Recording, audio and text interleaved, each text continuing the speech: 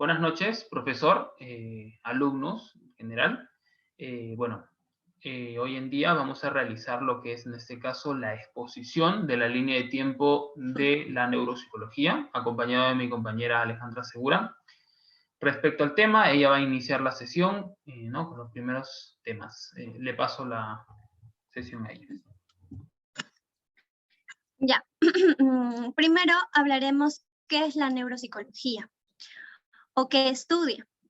Esta rama estudia la relación entre el cerebro y la conducta, tanto en sujetos sanos como en personas que han sufrido algún tipo de daño cerebral o sufren. Como sabemos, la neuropsicología tiene origen en los, en los siglos XIX y XX. Por eso vamos a hablar del famoso Broca. Nació el 28 de junio de 1824 en Francia. Fue un brillante médico neurólogo. Se interesó mucho en la relación entre la inteligencia y el cerebro. Además, uno de sus descubrimientos fue el área de Broca, la cual es la zona, se ubica en la zona del lóbulo frontal izquierdo que gestiona el lenguaje expresivo.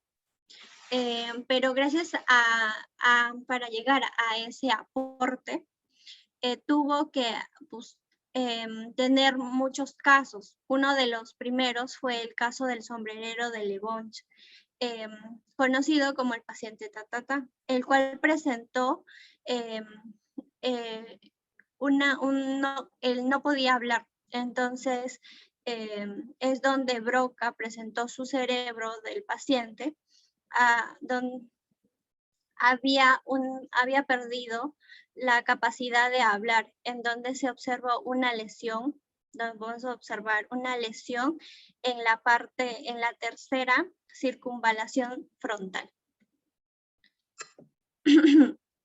En 1874, Karl Breker localizó el centro de la comprensión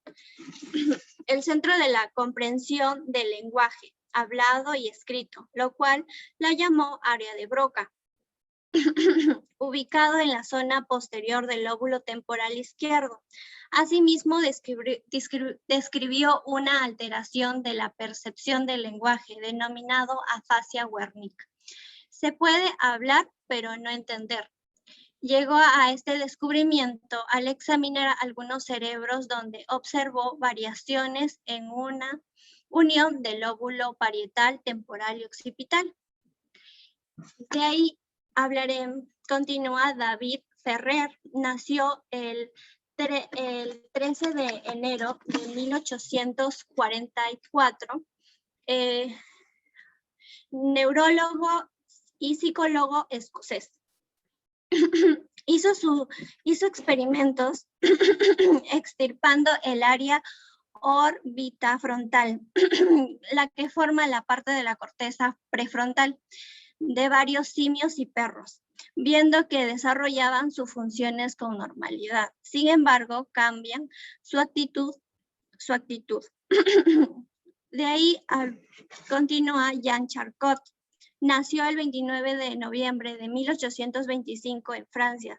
Sus investigaciones permitieron sentar las bases para comprender enfermedades como la esclerosis, también precisar muchos aspectos de la hemorragia cerebral y el síndrome de Taunter, que es un trastorno del sistema nervioso central.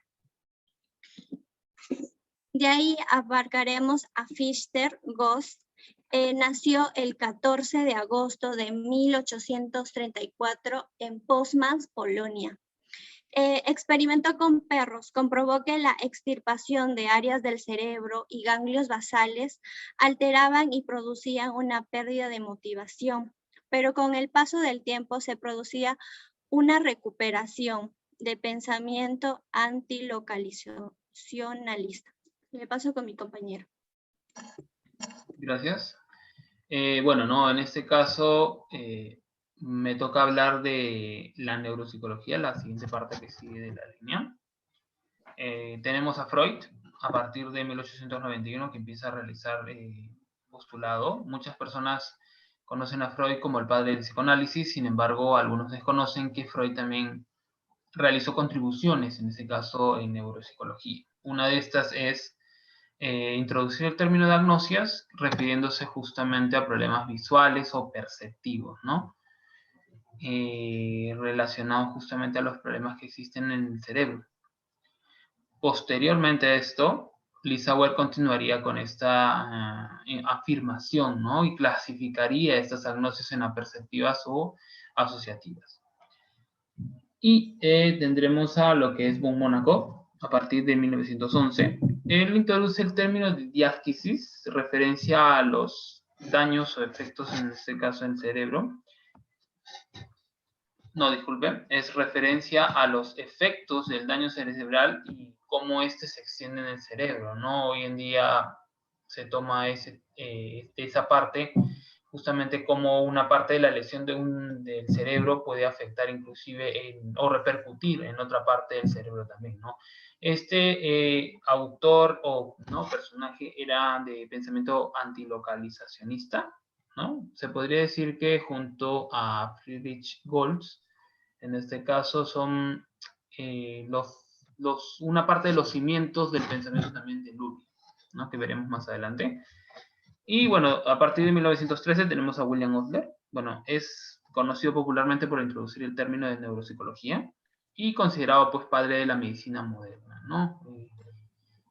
Y a partir de ahora tenemos lo que es la neuropsicología moderna, ¿no? A partir de aquí entramos en un campo un poco distinto, pues se dan diferentes etapas. Una de estas es, bueno, a partir de aquí hay que hablar justamente de Alexander Lurie, que es considerado el padre de la neuropsicología moderna, ¿no? Él establece justamente lo que vendrían a ser las tres unidades funcionales del cerebro, ¿no? Lo que vendrían a ser la unidad funcional para regular el tono, la vigilia y los estados mentales, ¿no? La segunda, que está relacionada con recibir, analizar y almacenar información, ¿no? Y bueno, la tercera, que tiene que ver con la programación regular y verificar la actividad, ¿no? Todas estas relacionadas a los lóbulos del cerebro, ¿no? En este caso, y repartiéndose por cada una de estas. Luego tenemos a Donald Hebb.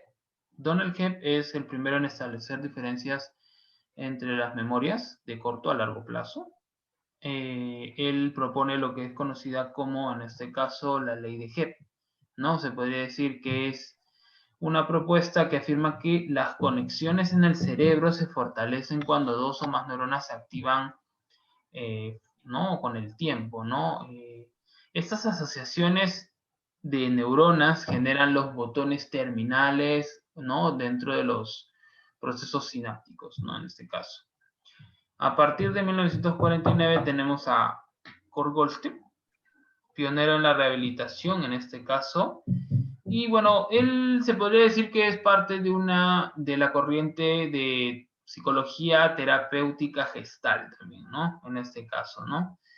Es un personaje también muy importante, pues plantea justamente la neuroparte de lo que vendría a ser neurofisiología y cómo se significaría más adelante ello, ¿no? Por último tenemos a Carl Lashley, a partir de 1950. Es una figura crucial en la neuropsicología y hay que recalcar por qué, porque es, primero, es un psicólogo conductista. Segundo, bueno, se podría decir que algunos lo consideran el mentor de Donald Hebb, aunque eran compañeros en este caso de trabajos. Cada uno corrió por su camino. En este caso, Carl Lashley, bueno, trabajó para determinar el aspecto del comportamiento y la conducta, ¿no? Para demostrar las teorías de Skinner o de Watson, ¿no? Trabajó con ratas a las cuales extirpó algunas partes del cerebro y determinando así, ¿no? Las leyes justamente de masa o de equipotencialidad, ¿no? Siguiente. Le doy el paso a mi compañera. Ya. En 1968 se habla del efecto multialmacén de Atkinson y Sheffield. Explica el funcionamiento de la memoria, el cual le dividieron en 3 almacenamientos. El almacén sensorial, la información ingresa mediante sentidos según el estímulo. El almacén a corto plazo, es el que evalúa la información para llevarlo al último almacén, el cual es el almacén a largo plazo, el cual retiene la información hasta que se deba evacuar. En 1970 empieza la neuropsicología de orientación neurológica. Solo se basó en el área biológica y en 1970 la neuropsicología de la orientación psicológica solo se centró en los procesos cognitivos, dejando de lado el área biológica. A continuación le paso con mi compañero. A partir de 1980 surge la neuropsicología dinámica, se puede decir, ¿no? Está inspirada en la teoría de Luria, ¿no? Está enfatizada en la relación entre el cerebro y la conducta, ¿no? Se podría considerar netamente conductista esta postura, y está relacionando los procesos cognitivos con la neuropsicología, ¿no? Lo que vendría a ser la manera en cómo se podría considerar que a partir de aquí se podría ir estableciendo, ¿no?, lo que es la relación entre lo cognitivo y lo conductual, dando relación así a diferentes posturas, terapias o tratamientos, ¿no? Y bueno, no, a partir de 1983 surge la neuropsicología cognitiva, que trata de explicar los procesos mentales, en este caso, relacionados justamente al sistema nervioso, ¿no? En este caso, lo que vendría a ser que considera el cerebro como un sistema de información que trabaja justamente como, que se relaciona justamente con la interacción, ¿no?, de los procesos externos y cómo estos repercuten, ¿no?, en los estímulos y respuestas, ¿no? Está también, es un punto de vista también conductista. Siguiente.